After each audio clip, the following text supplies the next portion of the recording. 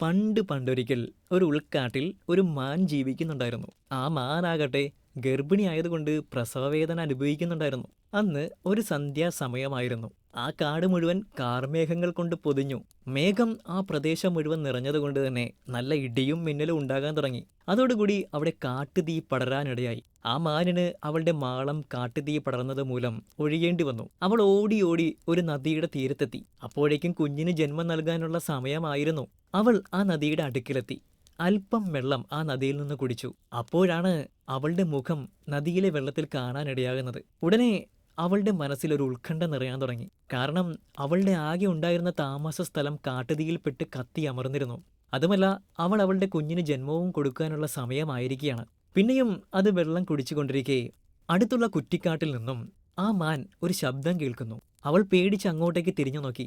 അപ്പോ കാണുന്നത് ഒരു വേട്ടക്കാരൻ അമ്പെയ്യാൻ വേണ്ടി ഉന്നം പിടിച്ചു നിൽക്കുന്നതാണ്. ഇതും കൂടി കണ്ടതും ആ മാനിന്റെ ഉള്ള മനസാന്നിധ്യം എല്ലാം പോയി. അപ്പോ ആ മാൻ വിചാരിച്ചു, ശരി, വേട്ടക്കാരൻ നിൽക്കുന്ന എതിർവശത്തേക്ക് ഓടി രക്ഷപ്പെടാം. ഉടനെ ആ മാൻ മറുവശത്തേക്ക് ഓടി രക്ഷപ്പെടാൻ തുനിഞ്ഞതും കാണുന്നത് അപ്പുറത്ത് തന്നെ ലക്ഷ്യമാക്കി നിൽക്കുന്ന ഒരു സിംഹത്തിനെയാണ്. ഏകദേശം ആ സിംഹം ഉണ്ടല്ലോ, ആ മാനിന്റെ മേൽ ചാടി വീഴാനായിട്ട് ഒരുങ്ങി നിൽക്കുകയായിരുന്നു. ഇതോടെ ആ മാൻ മരണവെപ്രാളത്തിൽ ചുറ്റുപാട് നോക്കി. ഒരു വശത്ത് വേട്ടക്കാരൻ, മറുവശത്താണെങ്കിൽ ക്രൂരനായ സിംഹം. കൂടാതെ പോരാഞ്ഞിട്ട് തന്റെ എല്ലാം തകർത്ത കാട്ടുതീ ആളിപ്പടർന്നുകൊണ്ടേയിരിക്കുന്നു. ഒരു വശത്താണെങ്കിൽ ആഴമേറിയ നദിയും. ആ നദി കുറുകെ കിടക്കുക എന്നത് ശ്രമകരമായ ഒരു കാര്യമാണ്. കാരണം ആ നദിയിൽ മുഴുവൻ മുതലകളെ കൊണ്ട് നിറഞ്ഞിരിക്കുകയാണ്. അവൾ ചുറ്റും ഒന്നുകൂടെ നോക്കി. തനിക്ക് രക്ഷപ്പെടാനായിട്ട് ഒരു വഴി അവശേഷിക്കുന്നില്ല.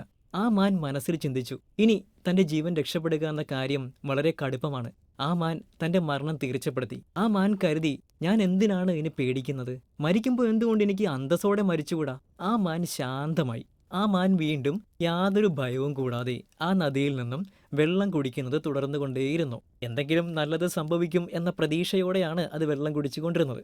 മാൻ വെള്ളം കുടിക്കുന്നത് കണ്ടതും അതിനെ നോക്കി വേട്ടക്കാരൻ അമ്പ് തൊടുക്കാനായിട്ട് തുനിഞ്ഞു. അമ്പ് ഏതാണ്ട് എയ്യാറായപ്പോഴേക്കും ആകാശത്ത് ശക്തിയിലൊരു മിന്നലടിച്ചു. മിന്നലടിച്ചതോടെ പേടിച്ച് വേട്ടക്കാരന്റെ ഉന്നം തെറ്റിപ്പോയി. അമ്പ് ചെന്ന് തറച്ചതോ നേരെ സിംഹത്തിന്റെ ദേഹത്തായിരുന്നു. വേദനയിൽ പുളഞ്ഞ് തനിക്ക് നേരെ അമ്പ് ചെയ്ത വേട്ടക്കാരനെ ആ സിംഹം ക്രോധത്തോടെ നോക്കി.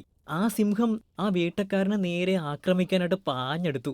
ഇതോടെ ആ വേട്ടക്കാരൻ തന്റെ ജീവൻ രക്ഷിക്കാൻ വേണ്ടി ഓടാൻ തുടങ്ങി. സിംഹം അയാളെ വിടാതെ പിന്തുടർന്നു. മിന്നലടിച്ചതും മഴ നല്ല ശക്തിയിൽ പെയ്യാൻ തുടങ്ങി. അതോടെ കാട്ടുതീ ശാന്തമാകാൻ തുടങ്ങി. ഇതൊന്നും അറിയാതെ ആ മാൻ താൻ രക്ഷപ്പെടുമെന്ന പ്രതീക്ഷയോടെ വെള്ളം കുടി നിർത്താതെ കുടിച്ചുകൊണ്ടിരിക്കുകയായിരുന്നു. കുറച്ചു കഴിഞ്ഞപ്പോൾ മാൻ ശബ്ദമൊന്നും കേൾക്കാതെ വന്നപ്പോൾ തലയൊന്ന് ഉയർത്തി നോക്കി. അപ്പോൾ അവിടെ കാണുന്നത്, ചുറ്റും നോക്കുമ്പോൾ കാണുന്നത്, അവിടെയൊന്നും ഒരു വേട്ടക്കാരനുമില്ല, സിംഹവുമില്ല. ആ സമയം കാട്ടുതീയും ശമിച്ചിരുന്നു. ഇത് കണ്ടതും ആ മാൻ സമയം പാഴാക്കാതെ അവിടെ നിന്ന് ഓടിയകന്നു.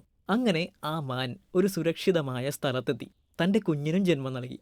ഇത് തന്നെ നമ്മുടെ ജീവിതത്തിലേക്ക് നോക്കുകയാണെങ്കിൽ നമുക്ക് കാണാൻ പറ്റും. എല്ലാ വശത്തു നിന്നും പ്രശ്നങ്ങൾ നമ്മളെ ചുറ്റി വരിയുന്ന ഒരു സമയം. ആ സമയം ഈ പ്രശ്നത്തിൽ നിന്നും പുറത്തു കിടക്കാൻ നമുക്ക് ഒരു വഴിയും കാണാൻ സാധിക്കുകയില്ല. എന്നാൽ ആ പ്രതിസന്ധിയുടെ സമയത്തും ആരാണോ ആത്മധൈര്യം കൈവിടാതെ പിടിച്ചു നിൽക്കുന്നത്, പ്രശ്നങ്ങൾ എത്ര വലുതാണെങ്കിലും അതൊന്നും ഒരു മാറ്ററല്ല.